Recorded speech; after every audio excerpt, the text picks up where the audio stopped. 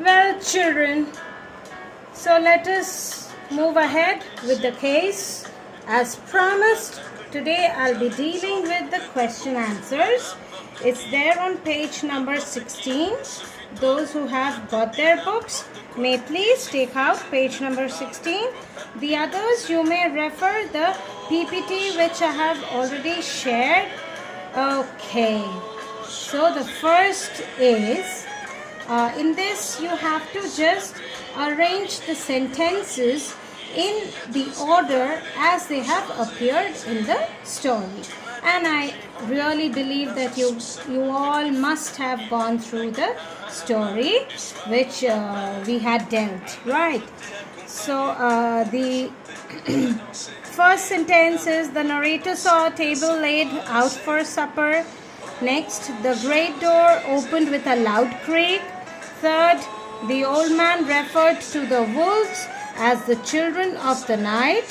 Fourth, the narrator met an old man who was dressed in black from head to foot. And the last is, while the old man read the letter, the narrator finished his supper. So, the answer for this will be, the first will be 2, followed by the fourth sentence. Then the third will be the first one. Then comes the fifth sentence and the third. So I will just read out. The first sentence will be, the great door opened with a loud creak. Next will be, the narrator met an old man who was dressed in black from head to foot. Then will be, the narrator saw a table laid out for supper. Then comes the last sentence, that is, while the old man read the letter, the narrator finished his supper. And then the last sentence of this question, that is in order, will be, the old man referred to the wolves as the children of the night. So the correct order will be, I repeat, 2, 4, 1, 5 and 3. Now, next is, children, just a reminder, you all have to do these question answers in your MCB notebook as you have been instructed last time also. So the second question is, that is, answer the following questions. This is divided into 3 parts and each part has got 3 subparts. It is in fact reference to the context. So let us start with the first context. I heard a heavy step approaching behind the door and saw through the chinks the gleam of a coming light. First part. Describe the sounds that the narrator heard after he saw the coming light.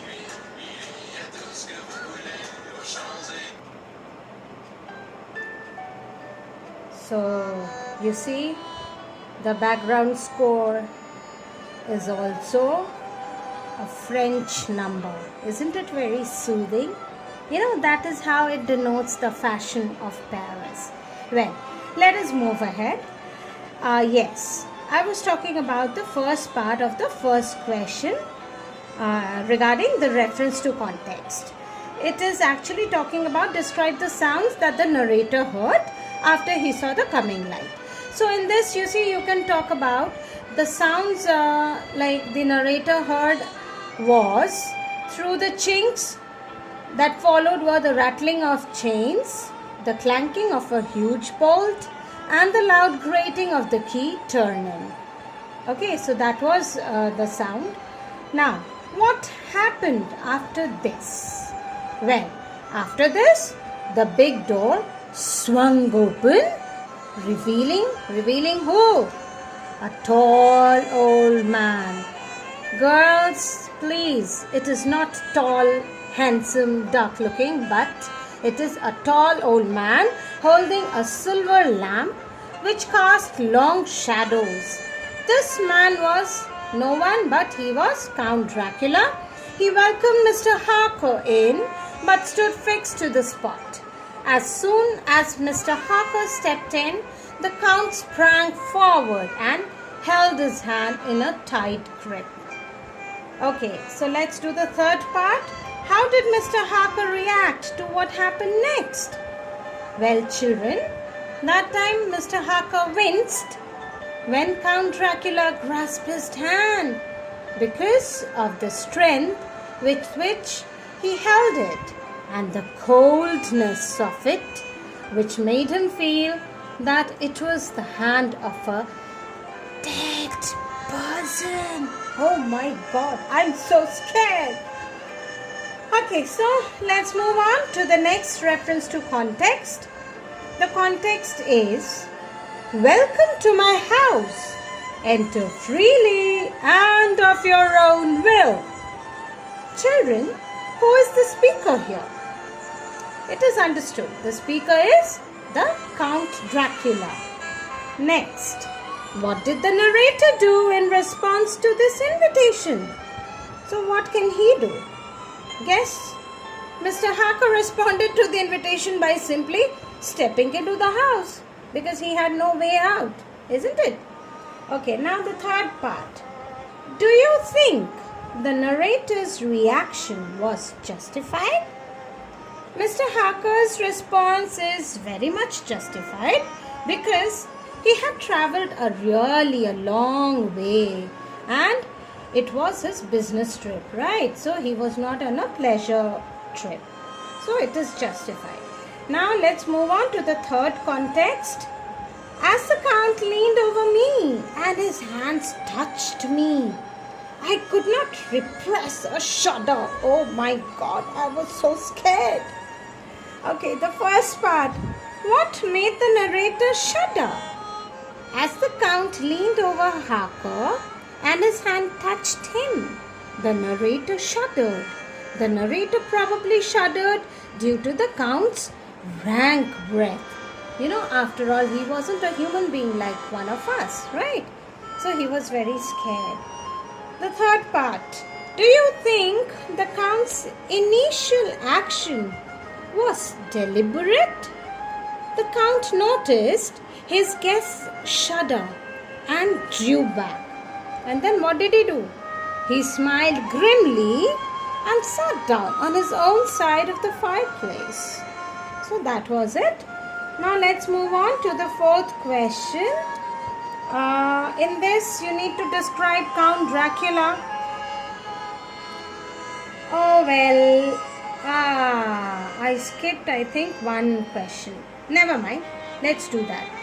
So the third part of the third context was, do you think the Count's initial action was deliberate? Harker was unaware of who the Count was and his intentions. But the Count was a manipulative and a calculating man. So this is why when he invited Harker into his house, he said, enter freely and of your own will. While Harker ate up the supper, the Count must have noticed his guest noticing rather strange features. He may have done this, in an attempt to intimidate Mr. Harker. So, yes, now this is the fourth question which I was talking about previously. In this, you need to describe Count Dracula as he stood in the doorway, and you have to describe it in your own words as if the way you saw him. Okay, so this will be in the first person. It had been a tiresome journey and I was famished. Famished means I was very hungry. I was starving. The carriage dropped me off at my host's doorstep and I wondered how to call him as there was no bell or a knocker seen around. Soon I heard a heavy step approaching. Dot, dot, dot. When the door opened, I saw a tall old man with a long mustache standing inside the door. He was clad in black from head to toe. Remember your detective, my elder sister Shomi ma'am, she was also clad in black from head to toe. Okay, so similar was Count Dracula, and he carried an antique silver lamp that did not have a chimney or a globe. He moved his right hand in a courtly gesture His command over English was flawless, but he spoke with a strange intonation. When he didn't step forward to meet me, I stepped over the threshold and simply entered his home. Okay, so the last question of the day. How do you know the Count was pleased to hear the wolves howling?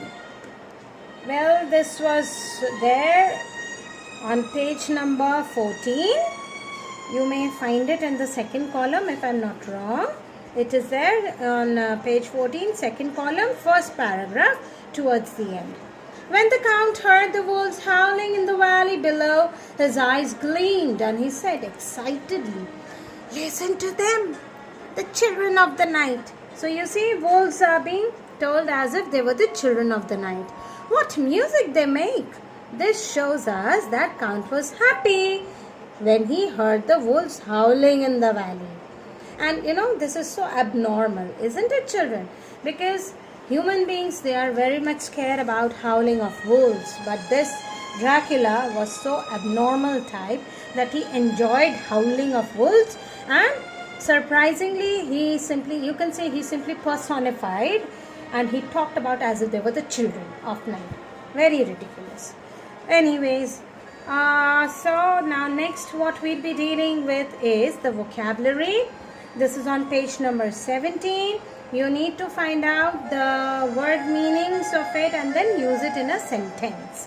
So now what I have done is, I have dealt with the word meaning in this in the context of this case, this story. So now here in the story, chink means a small crack. Courtly means polite, refined or elegant. Courtly is generally related to the mannerisms, okay, and gestures. Now next is wince, that is to draw back the body as from a pain or a blow. So here it was, from the, I would say from the shudder, that horrifying and spooky thing, right? Flared here is shown as glowed or shone brightly. Stonework meant the techniques or art of setting or designed in stone. Vitality is energy, enthusiasm. Okay, so now I want you all to use these words and frame sentences of your own. You may write it in your MCB notebooks also. Now next what we'll be dealing with is, I can say it is a part of spelling, but spelling as in what? Spelling as in suffix. Now children, let me brief you. Well children, let's have a pause here. Why pause? Because I just want you all to know something which is a part of spellings, and that is how you will learn to remember spellings correctly. In a spelling, you might have found that there are few letters which are added after the word and before the word as well, right?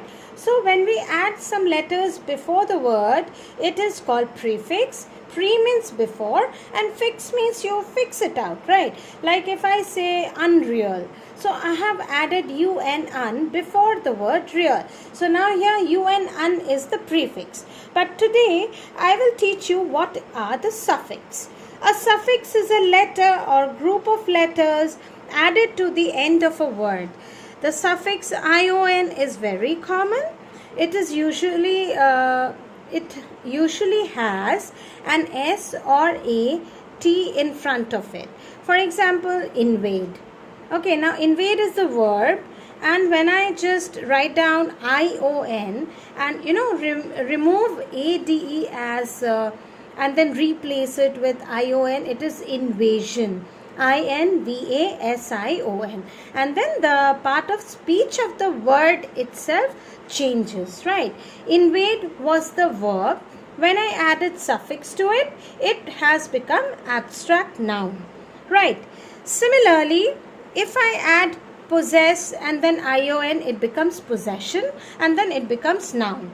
Same goes with a verb like create. I add ion, it becomes creation. Expand, S-I-O-N, it becomes expansion. Invite plus A-T-I-O-N, it becomes invitation.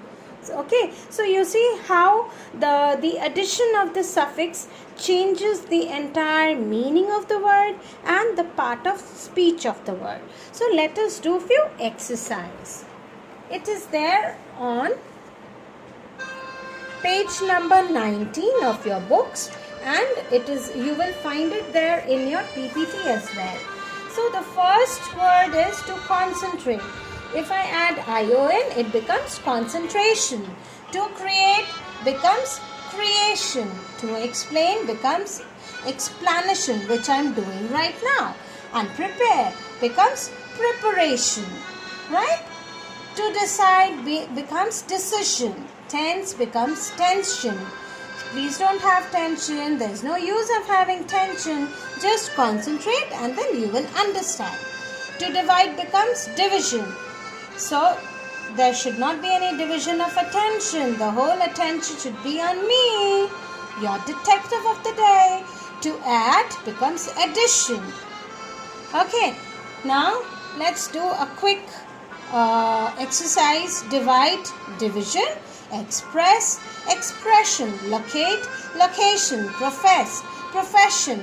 Impress, impression. Discuss, discussion. Decide, decision. Persuade, persuasion. Rotate, rotation. Invade, invasion. Evaporate, evaporation. Occupy, occupation. Thank you, all of you.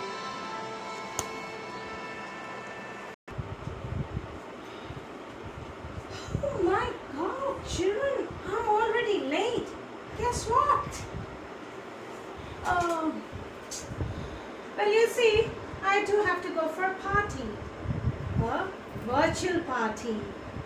So, children, please write all those question answers which I discussed in your only and only MCB notebooks in a neat handwriting. Learn all the spellings. We can have a test when I see you all later. Oh, okay then. See you all later again. But then you know, my younger sister, she'll be coming. She'll be dealing with your next case and to somewhere special, some other new place with a new ambience. Okay? Until then, sayonara, stay blessed. Please remember that you will do it in a very legible handwriting so that I can just do the correction properly. And as I told you, my younger sister will come and meet you all, and she will have a lovely time. Don't miss a case. Okay? Oh, Mama.